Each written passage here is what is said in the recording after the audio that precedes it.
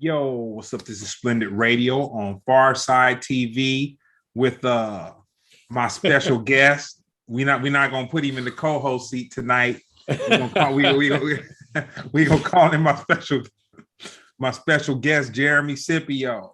I can't even do my sign in because I'm in a different position. I got to do something different. Yeah, yeah. No, what's going on? Oh, nothing much, man. So, I always give people an intro when I have like a personal connection to them, a personal relationship with them, and whatnot.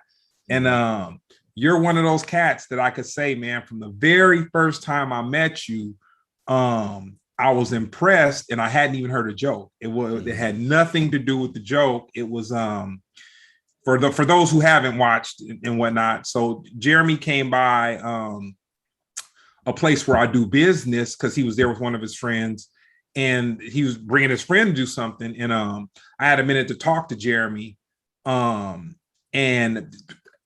because of who Jeremy came with, I was like, well, what do you do? You know what I'm saying? And Jeremy said, I'm a comedian. And I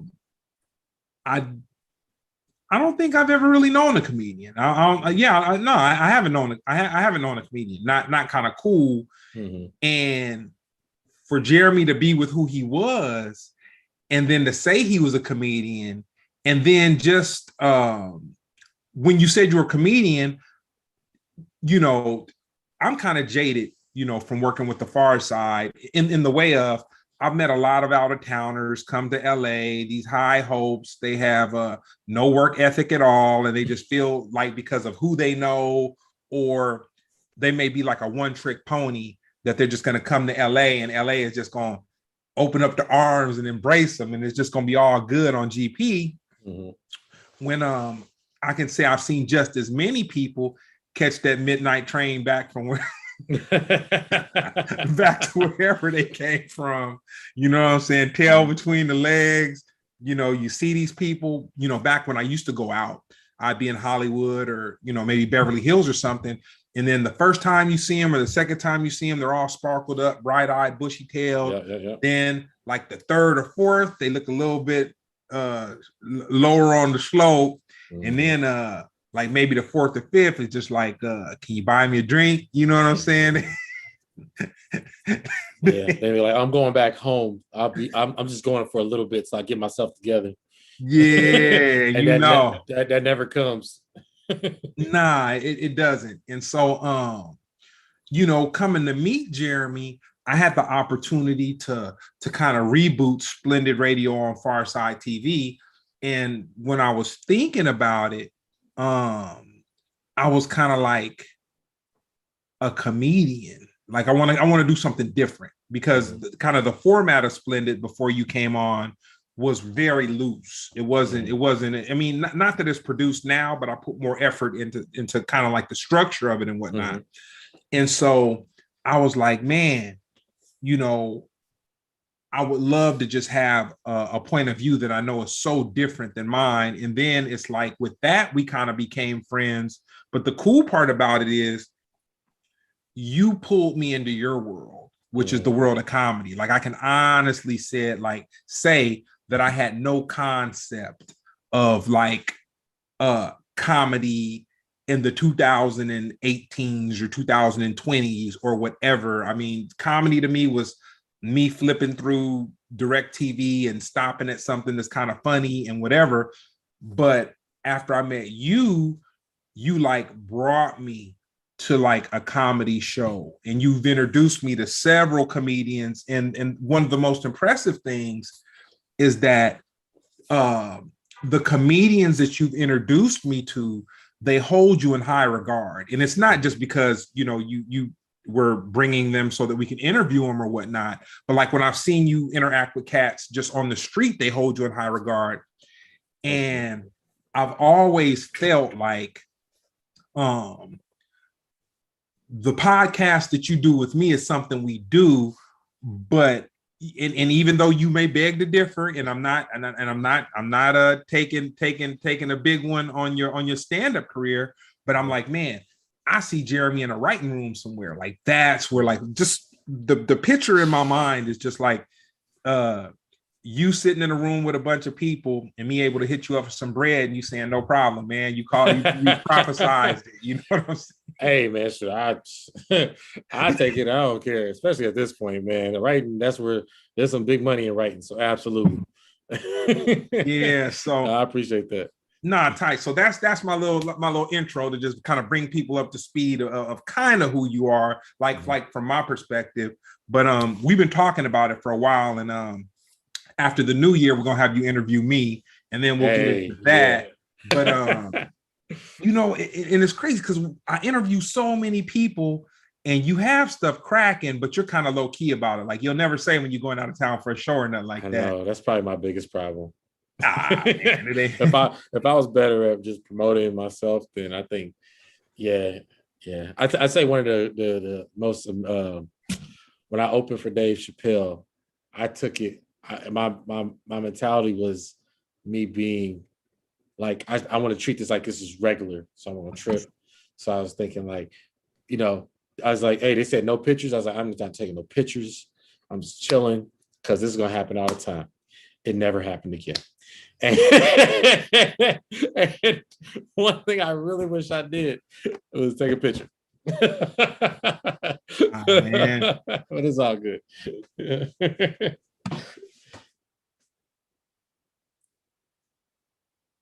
Oh, I lost you.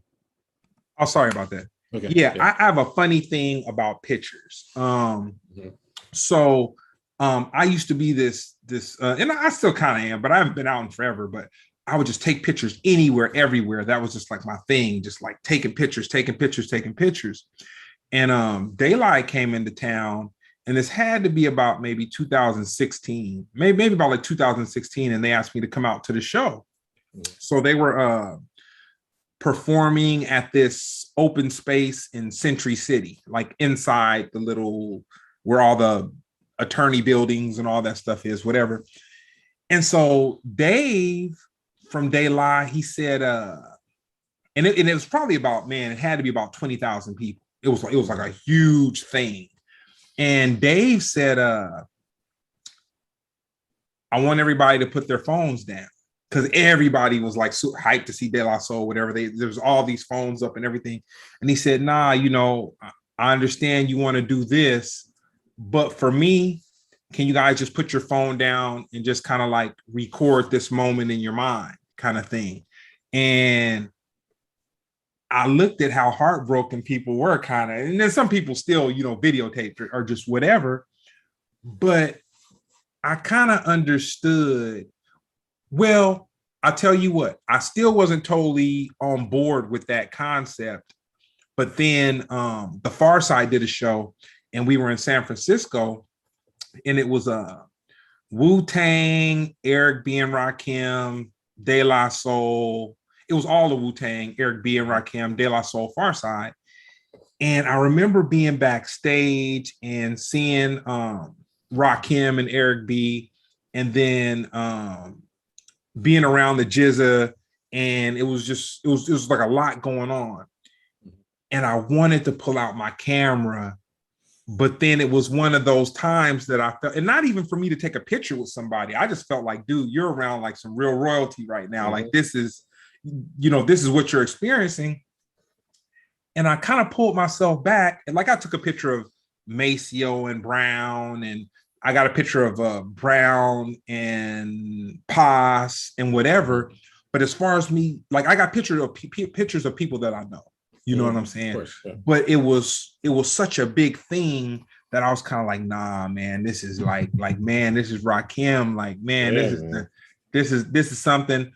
If you see him again, maybe hit him up for a picture. But for what's going on right now, this isn't the space or the place to interact like that. Mm-hmm. Yeah. So with, you know, the whole Dave Chappelle and no pictures and everything, and you know, people took pictures anyway. You know what I'm saying? Yeah, of course. Yeah, I got him in. I think I just try to always decipher what is the best time. Timing is everything, you know what I'm saying? Mm-hmm. And you got to decide before you go in what your goal is going to be. You know what I'm saying? So if your goal is to get a picture, all right, cool. You might be sacrificing a gig You know what I'm saying? Because you only get those 2 seconds. After that, it's like, hey man, you get that dap, and it's like, all right, peace. You know what I'm saying? Like, you can't be like, oh, now that we took this picture, hey man, can I go on? Where you going? Okay, all right, see you next time. So you got to decide before you go in what's more important to you at the time. Yeah, yeah. I know. I was I was in the Middle East somewhere, and I got a picture with Bobby Womack, and like my mind was so. Brown was doing a couple songs with him with the Gorillas, and so when I would walk Brown up to the stage, Bobby would sit down, and then him and Brown would kind of talk a little bit, and then I think Brown would go out first and Bobby would come out, or vice versa. But they interacted. Like there was 2 songs.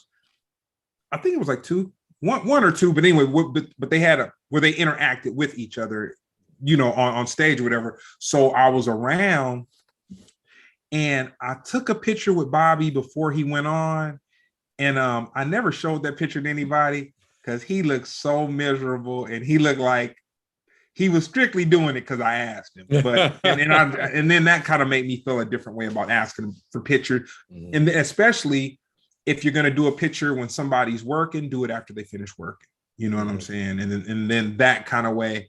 But I could understand as a comedian, you going up to Dave Chappelle, and then even for you to want to be, a comedian that might move with Dave, him looking at you like, damn, Jeremy's kind of funny, man. It was all good, and he asked me for a picture. Oh man, one of those. Be honest with you, I was using him as an example, but he's never, I do have examples of people who we've had this type of interaction, but Dave specifically has never treated me like that. Like, no, I'm not. No, seriously. Like the first time I met him, he was cool. I got a picture pretty early on. If anything, it's more on me with that interaction. Like it's me. Any type of any type of like me deciding what to do and me saying what's right and what's wrong. It's all been my own insecurity. I mean, like that night I could have took a bunch of pictures. My phone wasn't locked up. Everybody else's phone was locked up. I was just up here thinking like, man, like, like I could just treat it like it's nothing. Like it's nothing. Like this happens every night. Yeah. But no, I definitely have. I've seen him diss. I've seen him diss somebody though. I've seen him. the homie walked up to him. He ran over lightning speed, phone in hand. He go, "Can I take a picture?" They was like, he was hurt. I'll tell you something. I had 2 crazy experiences with Kanye. One of them was I saw him at the airport, and we were coming back from Europe, and oh man, I asked for it, man. I really asked for it because he went through this whole thing, the Pharcyde. This, a lot of people go through things. Pharcyde's like my favorite group, or they're just so incredible, or whatever. So I was like, I'm always on my thing. Like, man, if you ever see somebody you need to get up with, do not wait until another time because that other time may not come. So go, whatever. So I go, and he was on the phone. And so he was walking with his crew, but he was kind of interacting with his crew when he was on the phone. Now, this was about like 2006. So we're not talking about Ye. We talking about Kanye West. We're not even talking about that. You know what? It was sooner than that. This was probably like 2004. This probably, because I had another interaction with him, which was some more other stuff. So when I went up to him, I know, man. I'm not even the comedian, man. I'm up here laughing at myself. He was like, "Don't you see me on the phone?" I was like, "Ah." So then I was like, "Okay." Then I told his folks, Pharcyde, whatever. They, gave a number, whatever. Didn't hear nothing. Then the second time, I had took a mutual friend of ours. I went to go and pick a mutual friend of ours up from the studio. And we had an argument. In the argument, he said I was lying about something that I clearly wasn't lying about. Like I had proof. I had proof that I wasn't lying about it. And so he was basically going through something where people had kind of dissed him as a rapper. And he was taking his experience and putting it on to like what my situation was and saying that I was lying to somebody. And we ended up going back and forth a minute. And then I said to myself, why am I arguing with this dude? Yeah. I was like, it ain't him. I was like, dude, if I know I'm not lying, I don't need to, you know what I'm saying? Of course, yeah. So that was it. So I get it. So away from pictures and meeting stars and all that kind of stuff. Yeah. When was the first time you heard hip hop? So that's a hard one, but I always reference this moment because yeah, I mean, you know, obviously hip hop has been around me my whole life, but I remember specifically my cousin. I can't even say how old I was, but the song will trigger this stuff. I remember I got in the car with my cousin, and he was like, he turned to me, he goes, he goes, now I'm about to play some music, but he goes, don't tell your mama. You know what I mean? Because, you know, it's just like stuff that I'm passionate about. It speaks to like who I am and what I'm going through. So don't, you know, my mom was a cool mother, so we listen to hip hop all the time. So it wasn't like that, but he was about to play some hardcore rap, I guess, in his head. So just gave me the speech like, yo, you know, just don't tell her. You know what I mean? But I'm gonna let you listen. I'm like, all right, whatever. And then he put on, man, I love this song to this day.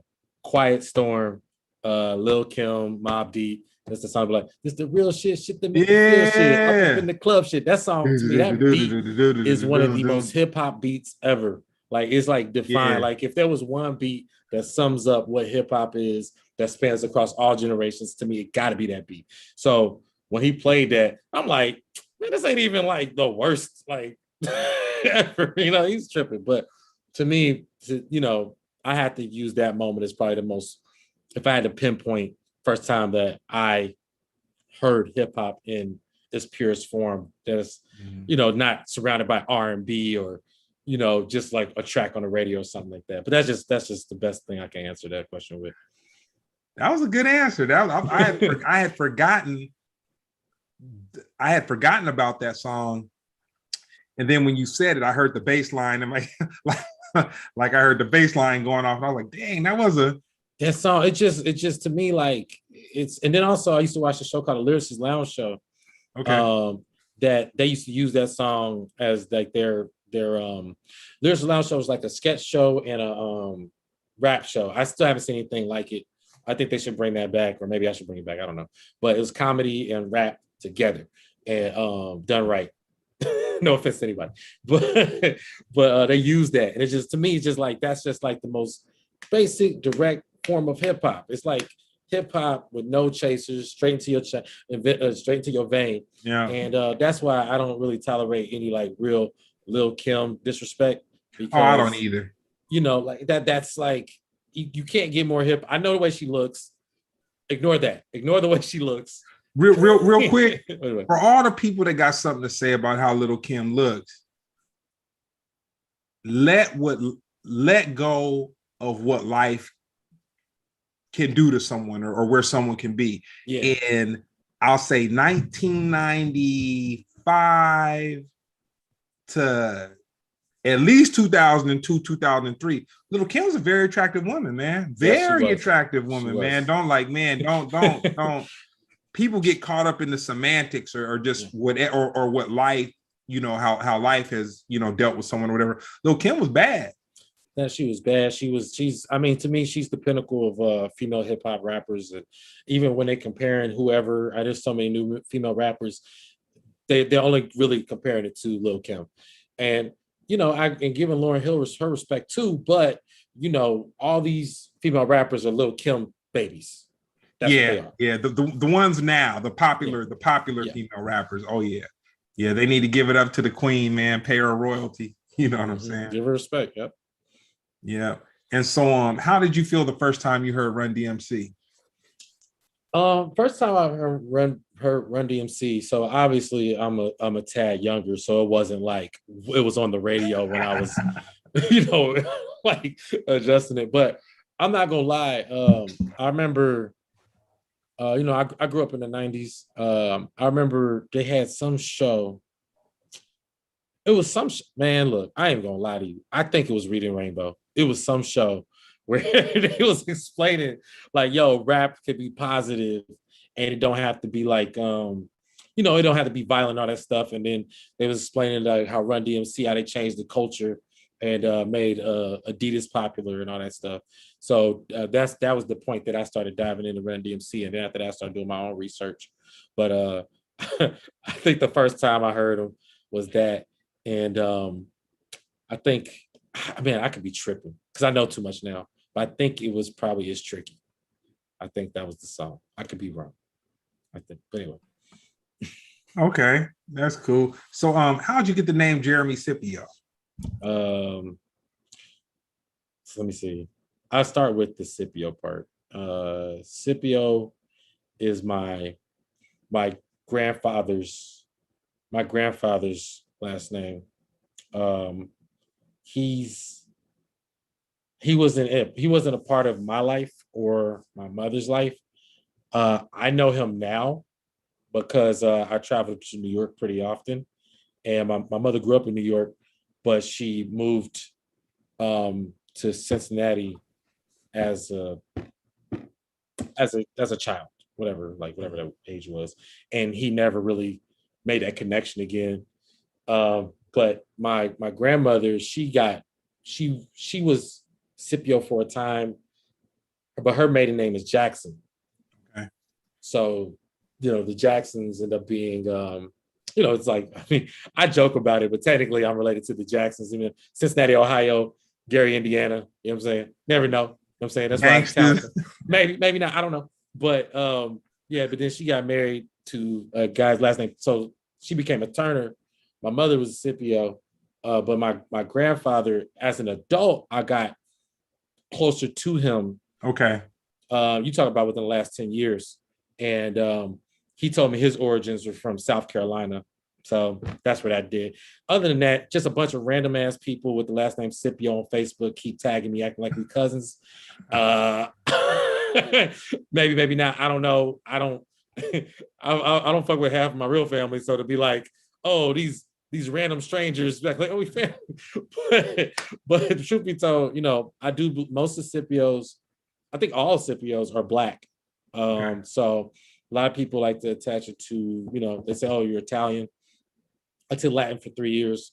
This is what I learned. Scipio Africanus was a Roman general who defeated Hannibal the Conqueror, who was like the Napoleon of his day. And I just say the shortest path is I go without going into deep into history, because it's like Roman history. Scipio Africanus.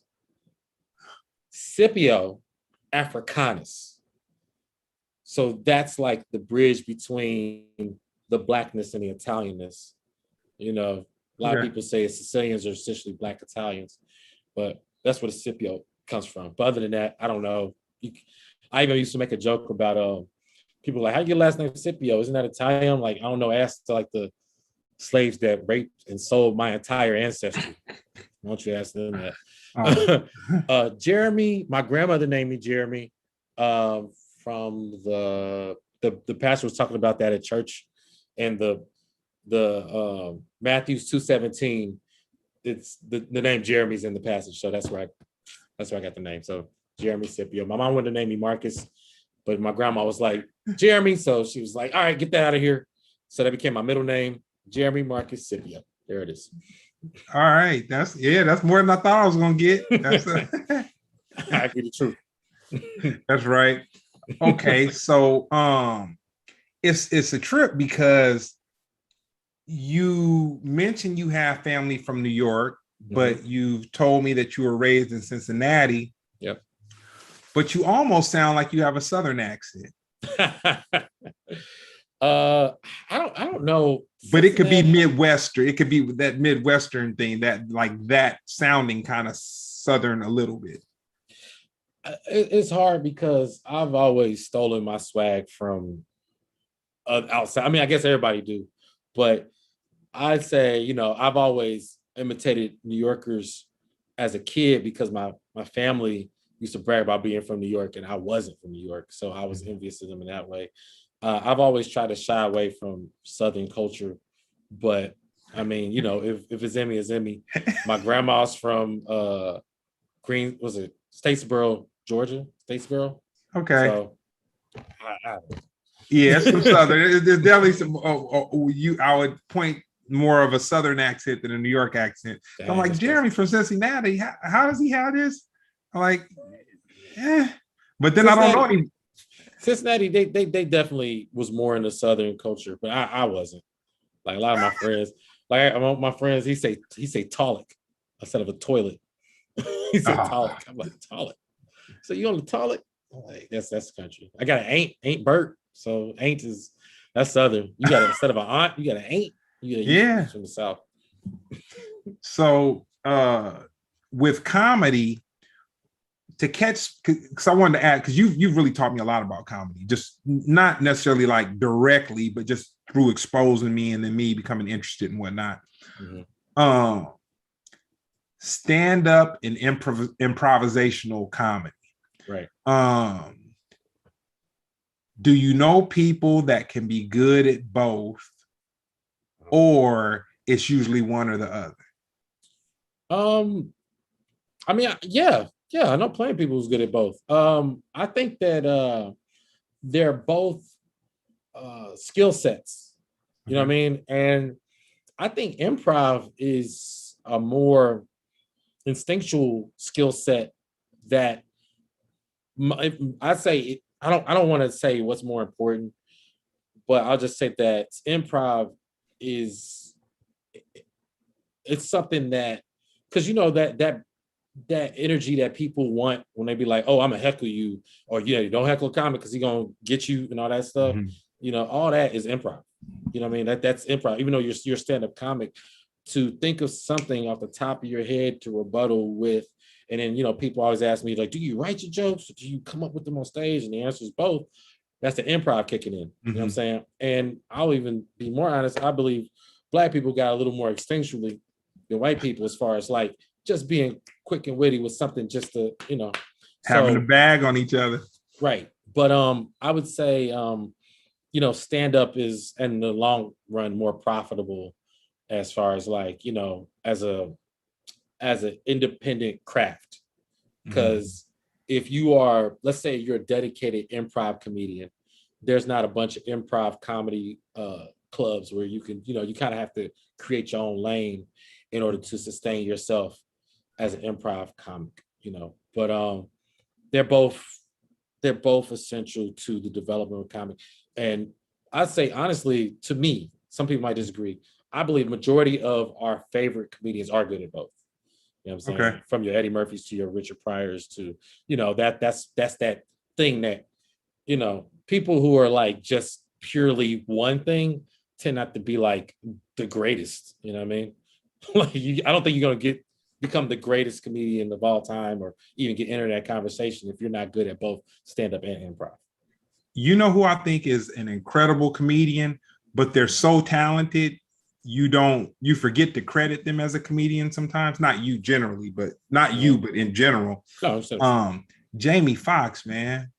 Like what? Yeah. No, yeah. But you forget you because with the singing and the piano playing and just like all these things, you really forget like it's a trip. Mm-hmm. I'll say 3 out of every 5 times if Ray is on, I'll watch it. It's on TV.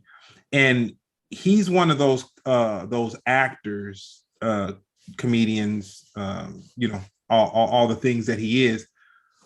When I look at him play Ray Charles, I forget that I'm looking at Jamie Foxx. Absolutely. Jamie Foxx is in a lane of his own. I mean, that's the thing. It's like, and I think it's somewhat unfair to compare his career to others just in general. Mm-hmm. But he's exceeded he has almost, it's weird, but he almost has like the perfect career, like where there's almost no bad sides to his career the way it is right now. Mm-hmm. I mean, he's the only one that's like still working. You know what I mean? He's still relevant. He's still from the 90s. TV show, multiple TV shows. Oscar, Grammy, what else the other one? I think is he no, I guess he's just Oscar and Grammy, whatever. But yeah, man, he's gonna be in a new Spider-Man movie playing a supervillain. I mean, yeah, this dude is caked up, and I think his talent backs it up. I mean, yeah, yeah, man. Jamie Foxx, I would say don't compare yourself to Jamie Foxx if you're a comedian. And I'm not. Do I think people funnier? Absolutely, but as well-rounded, it's not. Don't compare yourself. If you don't want to be depressed, don't compare yourself to Jamie Foxx. Yeah, that's like somebody comparing themselves to Michael Jordan. Like, man, he a phenom, man. But I will say there are greater stand-up comedians. Yeah, absolutely. But well-rounded overall, man. Quick on his feet. I give Jamie his credit, man. Yeah, he did. And you talk about not giving him his credit. Man, he don't even need the credit because he got the paychecks to. I mean, come on, man. Like, how much more do the man need? He good. Yeah, got the paycheck, got the trophy. Tell him to kiss his Grammy whenever he feeling depressed. So on to dancing cultural movies. Beat Street or Breaking? Breaking. Yeah, because I don't know. Dang, everything that's like triggered a memory. I just remember seeing it. This is basic. It's not even that deep. But going to the Blockbuster or whatever rental place was a kid and seeing it, because you understand that I wasn't in my prime when these things was happening. So to see it and go, oh, what's this? And to watch it and to like get like immersed in the world or whatever, it's just like, yo, So yeah, Breaking. I didn't see B Street at Blockbuster. Had it been B Street, I would have picked that. Yeah, it's interesting. I didn't see Wild Style until, dude, I didn't see Wild Style until maybe Brown put it on one of my computers in like the early 2000s. Like I was just like, I just didn't know about that. And it's a trip because I had met Whipper Whip and I knew that people, he had stayed in LA for a while. And I knew that his whole, like his claim to fame was Prince Whipper Whip, Zulu Nation. He's in this movie Wild Style or whatever. But I just knew him. I just saw him as a guy. Like I didn't get into all of that. And then when I finally saw it, I was kind of like, man, this is yeah, this kind of hard, man. That would have changed up, the way I looked at a couple of things. How did you end up coming to California? So that's I don't know. That's bad. Actually, I just did a show in Cincinnati, Ohio. Well, I did it in Newport, Kentucky, last weekend. And after I did my set, I offered the audience the chance to answer questions, or ask questions, whatever. And that was one of the questions. And my mama got mad. She was at the show, and she got mad because the way I answered it. Parents always be critical. The lady goes, "How'd you move to California?" And I said, "By plane." Next question. I was like, what? Like, how does anyone move? But this is the answer my mother wanted me to give, so I'll give this answer. Basically, I'll say this: the stage I was in life, I was like, I'll say from 18 to 20, I was operating from a scarcity mentality. What I mean by that is my fear of not being a proper adult is what drove me. You know what I mean? Like I didn't know what it would take to be. I've always like probably subconsciously competed with my mother in a sense of she was the adult, she made the rules, she made the money, so you got to tell me what to do. And I didn't have that, so I couldn't speak, I couldn't say anything, right? So when I'm 18, I'm like, man, I got to make money because I got to, I want to be able to make decisions and call shots, right? So I worked at this country club, and I was server, or I was a busser or whatever. And then I got another job working at a tax company. And then I got a third shift job. If that wasn't enough, I got a third shift job working at a military factory, making glass windows. So I was working 3 jobs consistently. And I looked up, and then I had some money, like 2 years later.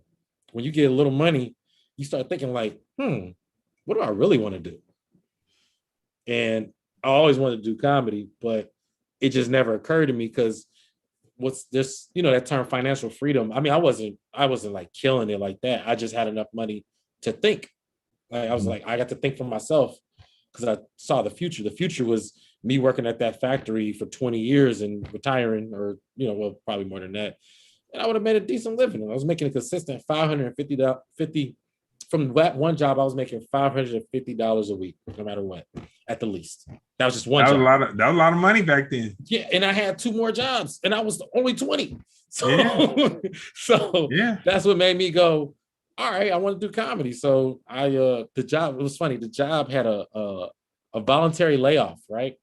And they said like, yo, we just need, from the room that we worked in, they needed 3 people to take the month off. And they were terrified because that sounded like they trying to fire you, right? I was like, and they looked at me and was like, what are you doing? I was like, I'm going to California. Oh, wow. And then I went to visit. That was probably like April 2010. I was 22 years old. I went to visit Ron, who had been living there. I think he had been living there 2 years by then, probably like me 3. And I think he was already working with you guys at that time, really. But yeah, I went to go visit him, and he was telling me stories and stories. So after I visited, man, I fell in love with what I saw, and I went to I met Ron. I met Ron. I knew Ron since we were like 15, but I got out there. I met AP or Anderson Paak and all the Free Nationals back before all that. Mm-hmm. I met Tony Rock at the Laugh Factory. I met Tiffany Haddish. So many people that's in my life to this day that I met visiting LA. Like I didn't even live there. So after I visited, I fell in love. So I that was April 2010. I moved August 2010. Oh, wow. So when you came to LA, did you go to school out here? No. Nope. So when you were going to I guess a school of the arts, that was back in Cincinnati. Yep. Yeah. Oh, wow. So you went to the School of the Arts, you graduated, and then you just said, I'm going to get a couple of jobs and figure it out. I went to school for creative and performing arts as I played jazz piano, and I was visual artist, whatever. So we sculpted and did all that, whatever. But from there, when I graduated, I went to college. I went to University of Cincinnati. They had a program called DAP, which was Design, Art, Architecture, and Planning. So basically, I chose the art side or whatever. But man, I ain't gonna lie. After I went to school one semester and they hit me with that bill, and I even had some grants and stuff too. That bill was still huge. And it just was like, it hit me like, yo, I got to pay this back. And I know some people can just live like that, but I ain't never lived like that, man. I ain't know nothing about credit. I ain't know about loans. I ain't know about nothing. I just knew that there was like $12,000 with my name on it and I owed. And I'm like, I got to pay that back. And I remember I went to school. I remember I was trying to get something to eat. And the only thing I had was quarters, man. So that just made me go like, well, and school was so hard. I was like, man, I'm gonna take a break. Man, when kids say they're taking a break from school, they ain't going back. All of them liars. I just need to take a break. Lying. I took a break. Then I started working the 3 jobs. Then that's how I ended up moving to LA. Yeah. So speaking of Ron, a keyboard player of Free Nationals, used to play the keyboard for the Pharcyde till he bonked out on us and was a free it was free nationaling, you know what I'm saying? Hey. The funny thing about it is he told me this story of how he met Dave Chappelle. Yeah. And it really blew me back. He said that he was playing at this jazz club with the Super Lowry brothers, and he was maybe it was in Santa Monica or something like that. Yep. And Dave would come, and not too many people. It was kind of when he was still being low key, so he wasn't really out advertising. This was at a time where Instagram wasn't popping. This is how long ago it was. Instagram wasn't really popping like that. I'm sure it might have been around, but it wasn't popping. Mhm. Facebook wasn't. Facebook was doing its No, thing. can I be honest with you? No, I know it very well. And Instagram wasn't around till like 2012. Okay. So yeah, no, it wasn't no Instagram back then. But Ron was like, yeah, man.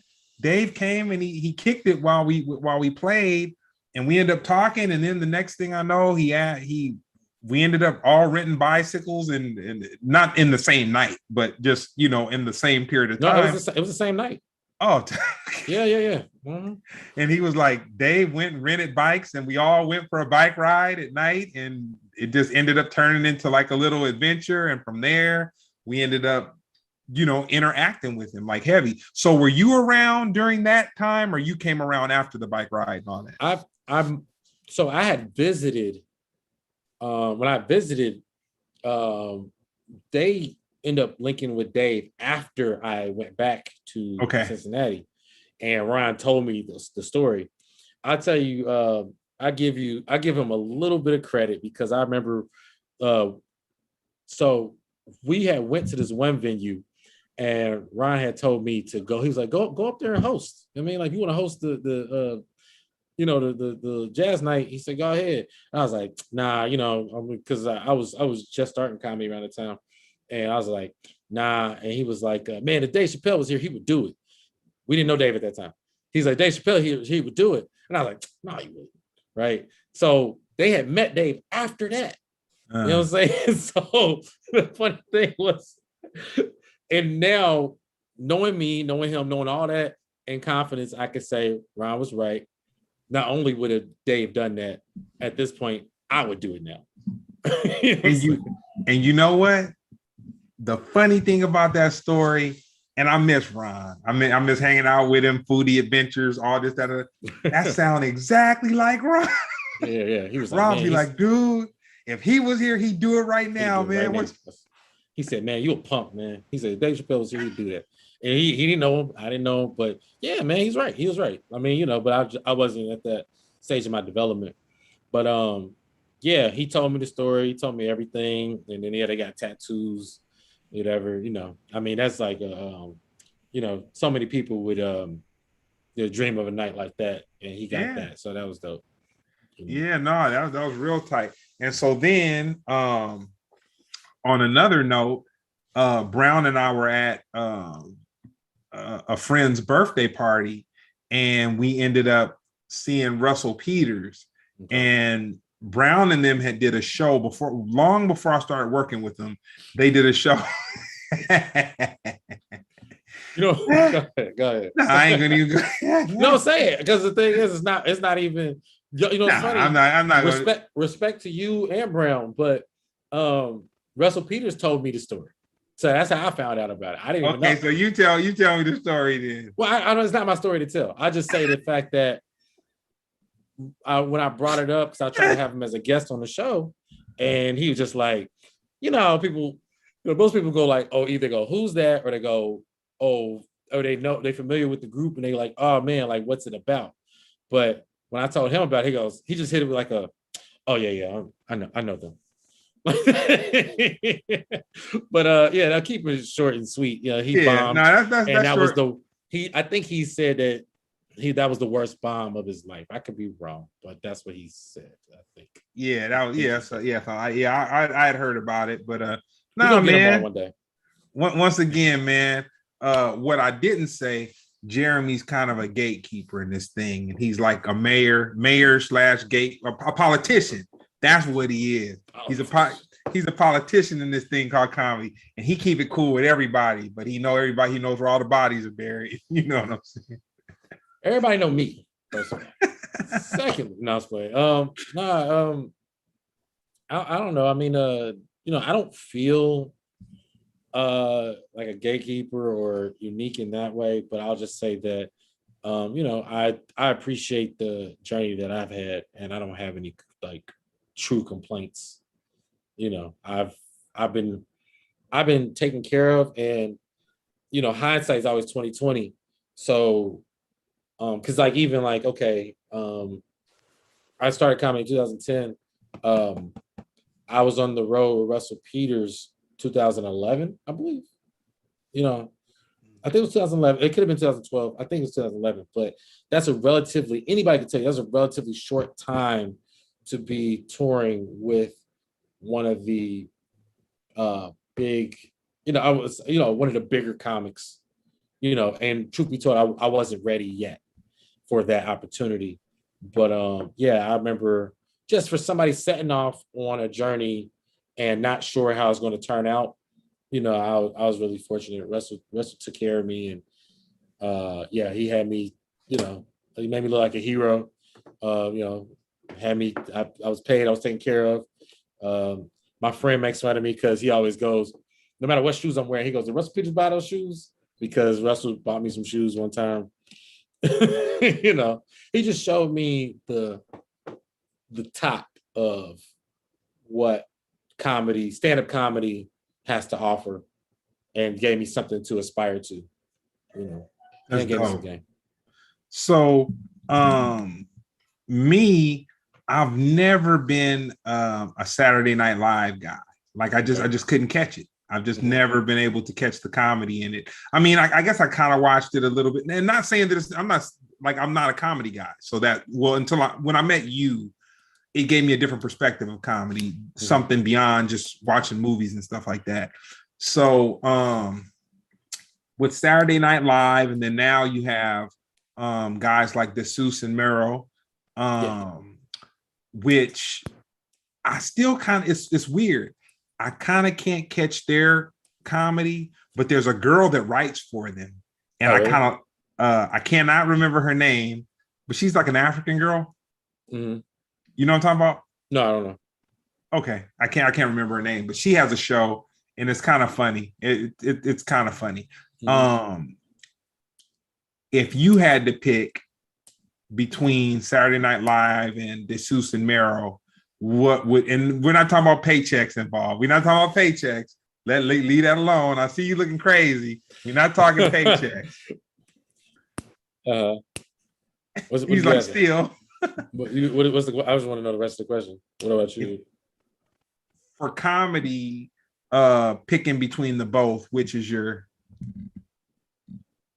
Well, first, before I answer that question, I think the bigger question is Desus and Mero comedian? Are they comedians?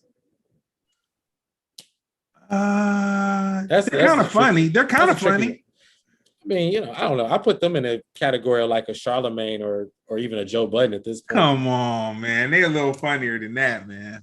No, that's what they provide. They like, kind of snarky, sarcastic, like, they're funny, but they're like, like they Jones on people. You know what I mean? They kind of like Wendy Williams, or they go hard on people. You know what I'm saying?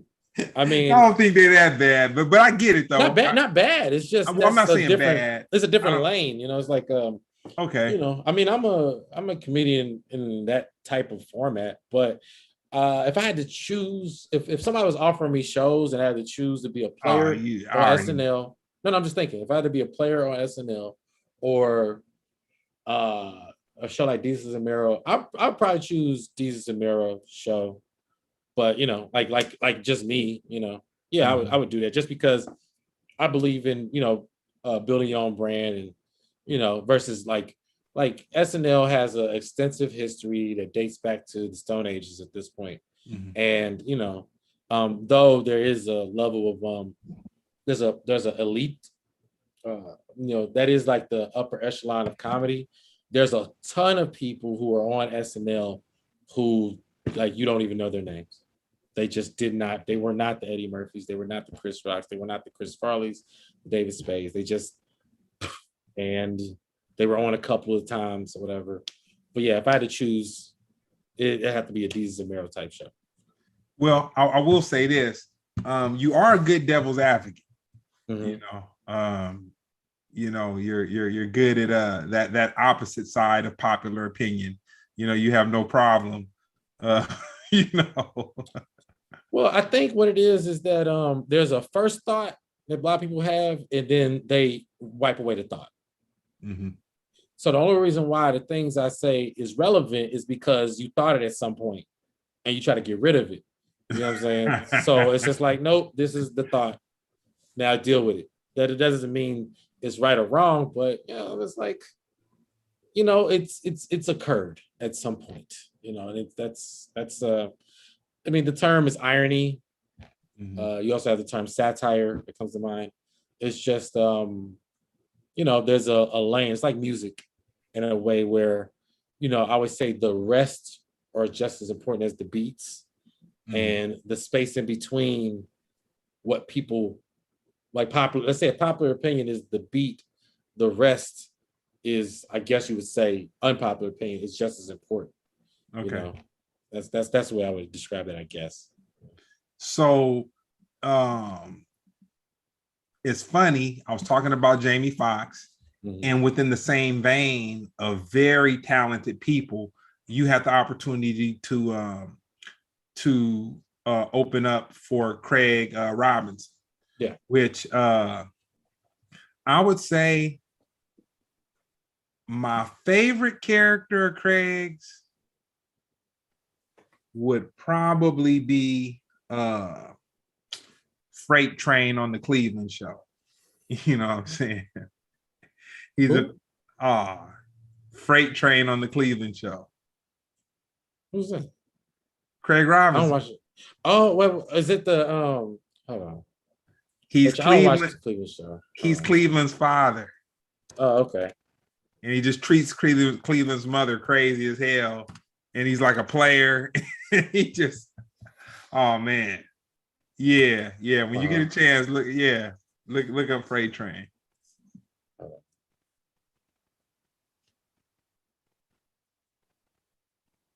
Oh, snap. Heck yeah. Oh, yeah, you didn't even know. He looks like what's his name? He looks like the George Foreman. No, Ball. LeVar Ball. LeVar Ball, yeah. They got him side by side. That's funny. Oh man. Yeah, I never put that one together. So how'd you end up working with Craig? Let's see, this is when I was like, how'd you move to California? Like, oh yeah, I just took a plane. He no lie, he called me. Dang. And did you know him before? Yeah, I mean, I gave him my number. But no, I'm performing at the I met him, not me, Craig. But just both on the circuit, doing shows. I remember I was at the Improv one night, and we just, after my set, we just kicked it and was just talking. Then I don't know. I remember hanging out. Yeah, mostly at the Improv. I remember we hung out at the Improv, and we just going back and forth talking about just variety of topics, whatever like that. Then I had a chance to work with him on this Hulu show, where I was actually impressed by his professionalism, because I see a lot of people, a lot of stars on set, and a lot of them they kind of just do whatever they want to do. But I feel like with Craig, he was like 2 takes and he was out. Like, he was just very, very professional. It made me want to aspire to that. Then yeah, man, like, the pandemic happened. He hit me up. We talk a little bit. Then he just hit me. It was just like, yo, what you doing this date? You trying to get the road? So yeah, it was cool.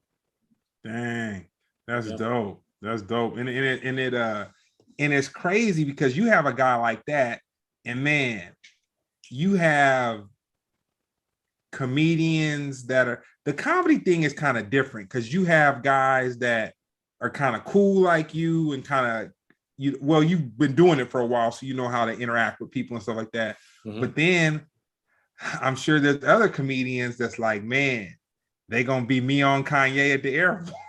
On the airport. What do you mean? And they gonna see a Craig Robinson or something, be like, yo, man, what's up, man? You know what I'm saying? And just kind of trying to, without even building a rapport, just go, straight into trying to engage this person. And like, man, a comedian, after he's just hit the stage, or if he's an established comedian, he may just want to come to a comedy spot and then talk to other comedians. You know what I'm saying? Like, that's where he feels comfortable. Yeah, I mean, it's a weird one because I mean, even me, I go through that, and no, I just say, you know, a lot of things that people apply to comedians, I say you just gotta apply to regular people too. Some people it just depends on the type of day they having. You know what I mean? You know, anybody can walk up to anybody and catch them on a bad day. You can walk up to them and catch them on a good day. I know people, you know, I get people, whether it's other comedians or just regular people, they run up to me and just be on some like, oh my God, you know, you were so funny this day, or I remember you from this, or I saw you here, or whatever. You know, I saw you on Splendid Radio and I was just wondering. I was like, but yeah, I mean, you know, everybody will give a different report, and everybody would be correct in their assumption of me, depending on that day. So I respect other people who, you know, say if the interaction didn't go well. Oh, I'll tell you, Jamie Foxx. I remember, since we talk about Jamie, I remember I met Jamie Foxx at the airport. I remember I was getting on a United flight. Because I probably spent, if you wrote out time of places I spent the most time in a place, I probably spend a good portion of my life at the airport. Good portion. You probably feel that same way. I remember Jamie Foxx was coming out of the bathroom, like a regular United, just public bathroom, right? And I'm like I was just walking. I was like, oh shoot, like, Jamie, like what up? He came and dabbed me, and I was like, yeah. He goes, hey man, he goes, how you doing? I was like, yeah. He goes, you know Speedy, and I was like, yeah, because everybody used to hang at this place called Tripping on Tuesday. It's at the Comedy Store in the main room, but Tripping on Tuesday, that's what was one of the big black shows. So Speedy used to come around there and a bunch of other people, whatever. But I did know Speedy, and he was like, hey man, you know Speedy? And I was like, hey Speedy, what's going on? Jamie was gone. So that was like his way of dealing with like, ugh. He was like, hey man, you know Speedy? Like, oh yeah, I know Speedy. Dang, all right. You know, but a lot of my friends have been over his house. I never been, but I've been over his house just partying, chilling. So okay.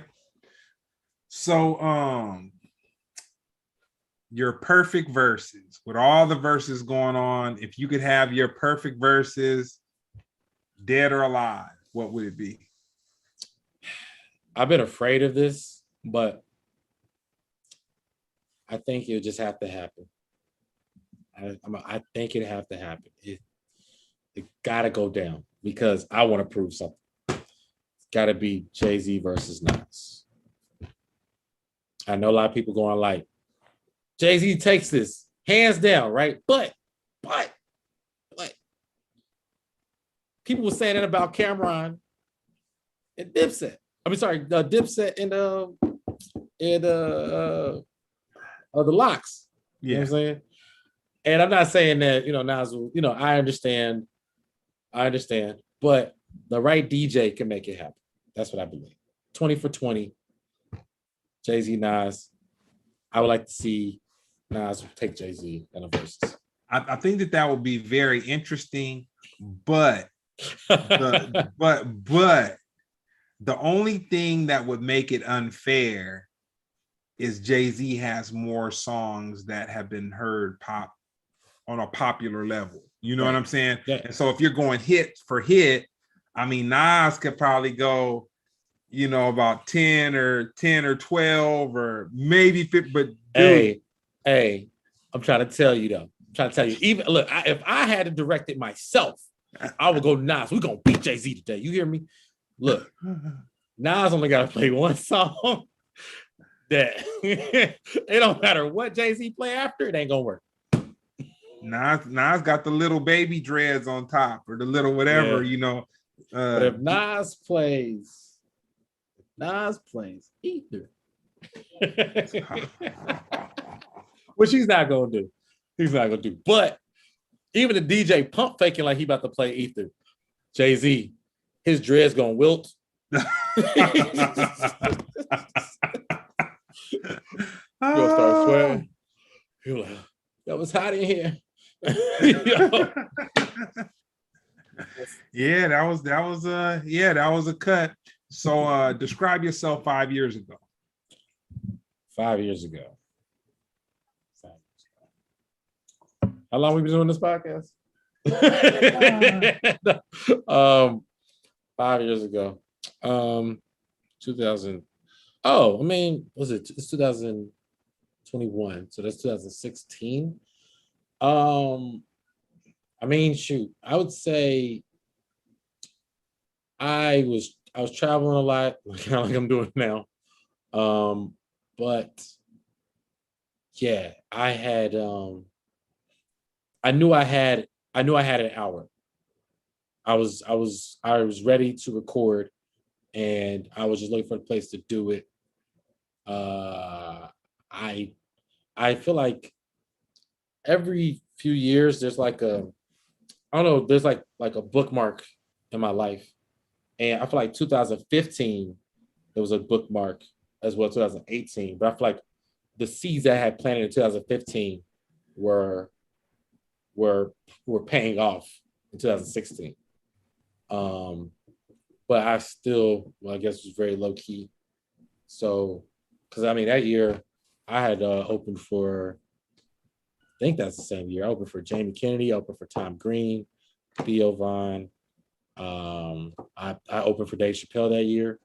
I yeah, I was going to New York and Chicago pretty frequently.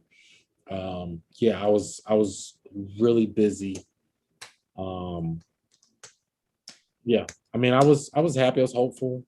Oh, I mean, I was getting ready for that Comedy Central meeting.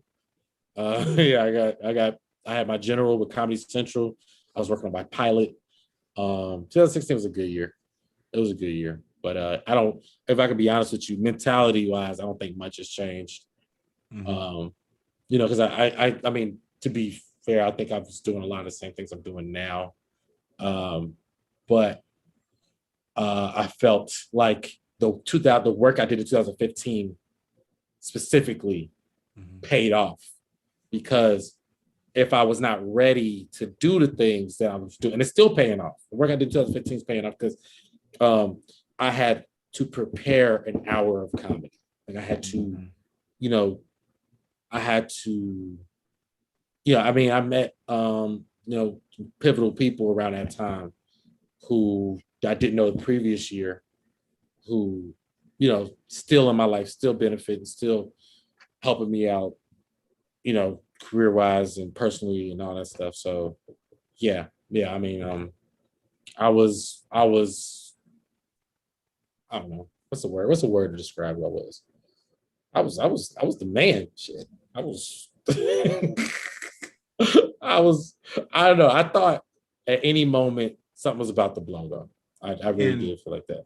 for those that don't know, an hour of comedy for a stand-up comedian is kind of like the holy grail. So that's where you need to be worthy of uh being on stage in front of people and like kind of like not running out of material. So if you have an hour worth of material, how much material would you say it takes a comedian to have in order to narrow it down to an hour of funny? Um, it's hard to say because everybody's different. You know what I mean? I'd say there's the art of comedy and there's the business of comedy. And I'll just say, if you're going to be headlining, you need at least an hour of material. Matter of fact, let's just take the material. It don't have to be, I hate to say it like this, it don't even have to be excellent. It's just whatever the hell you call what you're doing, do it for an hour. And if people like that, then you are technically a headliner. You know what I'm saying? But I'll say the process that a comedian going from that initial phase of comedy to developing an hour, some people just like school of any type. Some people it takes a short while. Some people it takes a little bit longer. But I'll say for me in particular, um, I was just like in 2015, I had put my foot down like, yo, I need to be the show. By being the show, I literally decided like, because there's always some weak spot at comedy shows. You know what I'm saying? There's always like sometimes the host sucks. Sometimes the comics before are good, but the headliner is just not that good. You know what I'm saying? Or sometimes, just it's just an awkward energy in the room.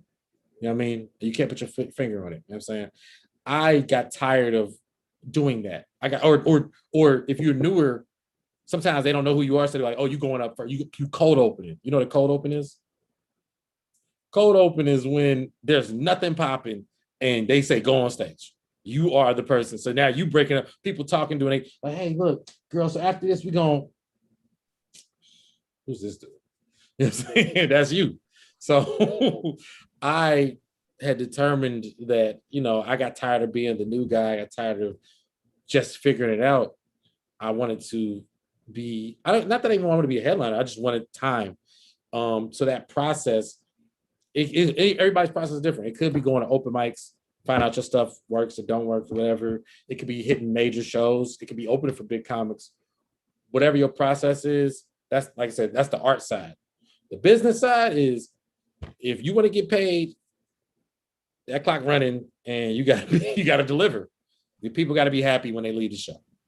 So that 2015 is when I said I took it into my own hands that I was going to have that ready. Interesting. And so, what would you say gets a person from like what moves a person up that ladder? Just consistent, just being funny consistently?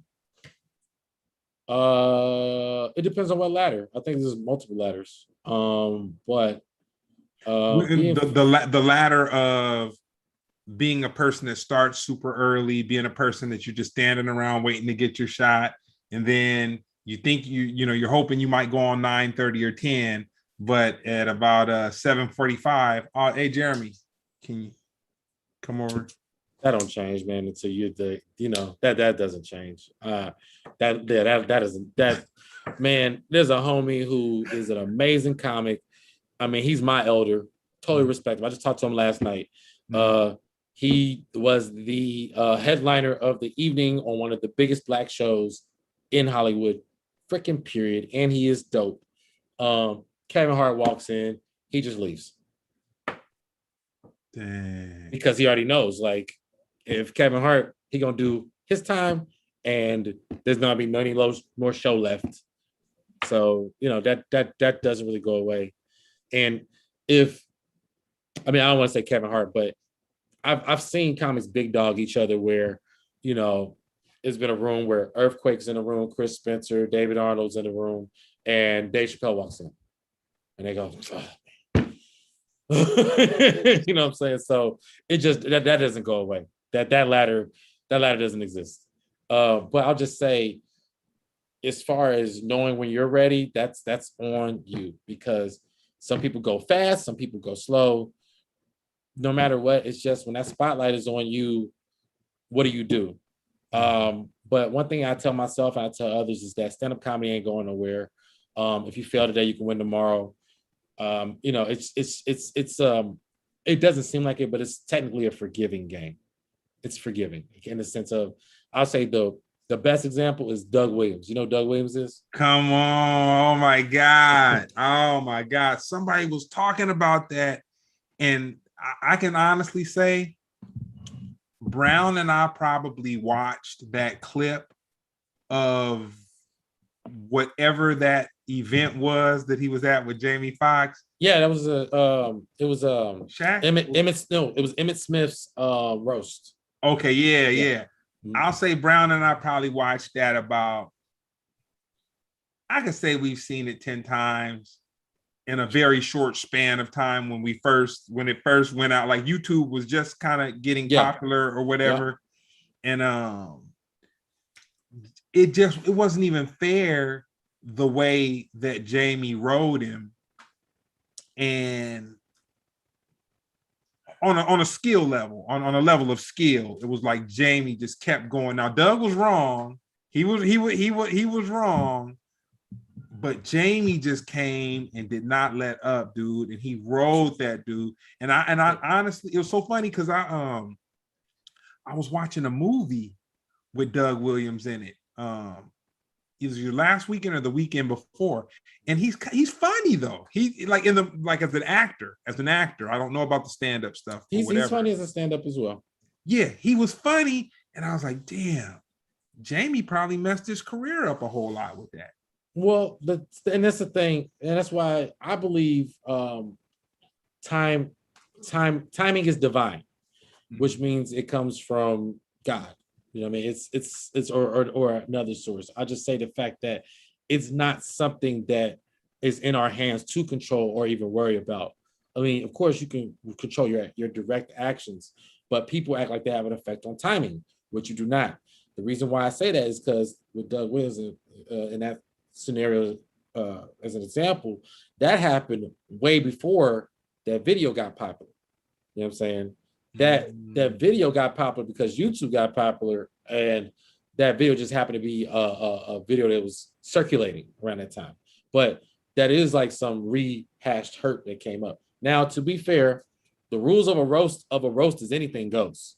You know what I'm saying? So, I don't want to get into particulars play by play what went down, but I'll just say the fact that, and for anybody's listening who don't know, we're talking about the Emmitt Smith roast where Doug Williams was roasted by Jamie Foxx. I mean, he did some roasting too, but he was unprepared, and he went into it like, honestly, it seemed like nerves and insecurity, and Jamie used that to his advantage. And the proof is that he used it to his advantage is he attacked his insecurity more than he attacked him. He said, "Hey, I'm your conscience." Whatever. He's saying this is your conscience, right? I was fair, but I'll say the reason why I brought him up as an example is because this man has had a great stand-up comedy career. You know what I'm saying? And to the public, it may seem like he's a loser or he doesn't have a great comedy career, but there are things that Doug Williams has done that I have yet to do. Period. Okay. You know, so he's higher. So it was just a moment in time. Yeah, it's just a moment. But I mean, I'll tell you, when I decided to be a comedian, I was looking at comedy every single day, every day. And I remember looking at the Comedy Central roast. I'm sorry, Comedy Central Presents. That's what they call it, Comedy Central Presents. And I remember when Tony Rock, they always bring them out two at a time. So it was Tony Rock's and it was Doug Williams. And that's how I was introduced to Doug Williams. And they both were funny. You know what I mean? He had a Comedy Central Presents, and that's like huge. And I'm sure he's still touring and making money doing stand-up comedy right now. So he's perfectly fine. But what I'm saying that is, to the public eye, that was the worst moment for a comedian, right? Of notable fame. And even if that's the worst, I want that because this man is still working, still taking care of his family off of stand-up comedy alone. You know what I mean? So that's why I bring it up as an example. It's a very forgiving guy. Okay. And so that was a good one. That was a good one. So the last question I got for you, from you not working at all to working and then hitting stages a little bit at a time, having to kind of you didn't want the world to look at you crazy, so you kind of didn't advertise when you were going out of town to do shows when everything was kind of shut down in LA. You know what I'm saying? You're sneaking off. I got in trouble. Sneaking off, getting your bread. You know what I'm saying? I got canceled. Oh wow! I got canceled. Wow. So in the next 2 years, with you seeing from the side of your other situation that you do, dealing with people and things going on in like Hollywood or whatnot, to you sneaking off and doing shows out of town, to LA opening up, and then you really being able to, hit stages. Because I know for one moment you couldn't hit a stage if you wanted to, and I know a lot of comedians were going crazy. Where do you see social interaction going in the next 2 years? I mean, social interaction has advanced tremendously.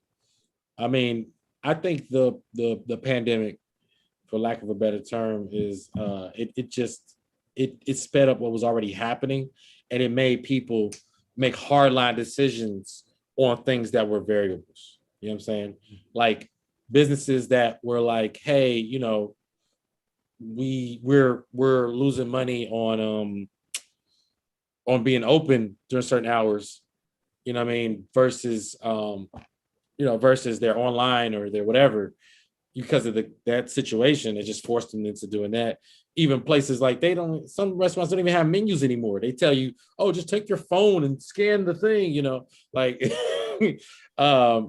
so it advanced our, a culture, interactively. I mean, even us, we've adapted. We don't Not even in the see each other. studio. We don't even see each other no more. We see each other every week. So, Yeah. I mean, it just like, had that not happened, it probably would have been 5 years before you made a hard decision like that. You know what I'm saying? Before saying, hey, look, I think it'd be better if Splendid was just virtual. You know what I'm saying? It's better for my schedule, better for your schedule, blah, blah, blah. But because COVID, boom. Now it's like, bro, Mix. we need to just do this. It's best for all of us. So I feel like social, though we're gonna make more hardline decisions a lot faster than we would have because of COVID. You know what I mean? My prediction,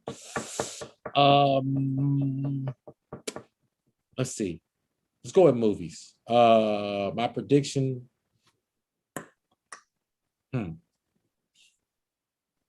this will be a hard one. So they're going to release the home release is going to be dead. No such thing as home release. Movie's going to come out the same day on all platforms, no matter what. And the box office is going to die. The concept of first week sales, you know what I mean? Because that's what the box office is. It's like, blah, blah, blah, broke the box office. The movies are going to be, they're going to be, it's going to be like, it's going to be just like music, where they're going to just look at the streaming more than they're going to look at the box office. They're going to look at ticket sales. They're going to be like, how many people watched this movie this week? You know what I'm saying? I think it's going to be more important. The theater experience is going to still be there, but I think the budgets for the bigger movies aren't going to be there as much. I think it'll put the indie people at an advantage, or put them on a similar equal level to the bigger guys. To the big boys, yeah. Because that's all they're counting on is that first week. That's what they recoup majority of their money. You know what I'm saying? I see that with Netflix now. I see a lot of like, I'm watching a lot of Middle Eastern, Brazilian, with subtitle. Well, no, they don't have subtitles, but they dub the voices, and so you're watching different stuff. And the way that these movies look and the stories, it's like they're really good stories. They're like blockbuster stories. They look blockbuster. You just don't have the stars. Yeah, look, imagine making all this, like, you're making I don't want to say Avengers money, but you're making just chop them up. You're making Iron Man money off of a Squid Games, and you got to hire a Robert Downey Jr. You know what I'm saying? Yeah. And people are coming back, people telling people about it, so they're buying more, and the streaming is there, and you get subscribers, versus that first week box office. That's gonna die. You know what I'm saying? Yeah. It's just gonna die. And they're not gonna, because everything's on a proactive what's the word? Where they like projection basis.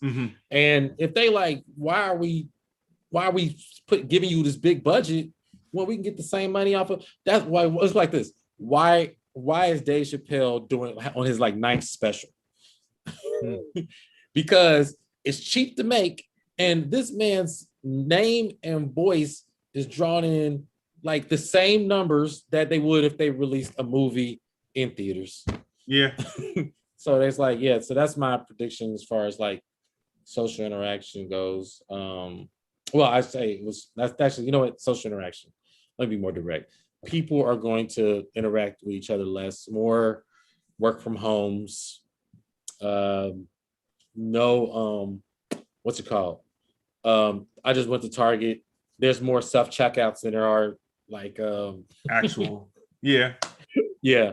So that's going to get more and more serious. More Amazon trucks, less cars. Yeah, that's my prediction. All right. Well, I want to thank you first of all, because I've been waiting for this interview for a while.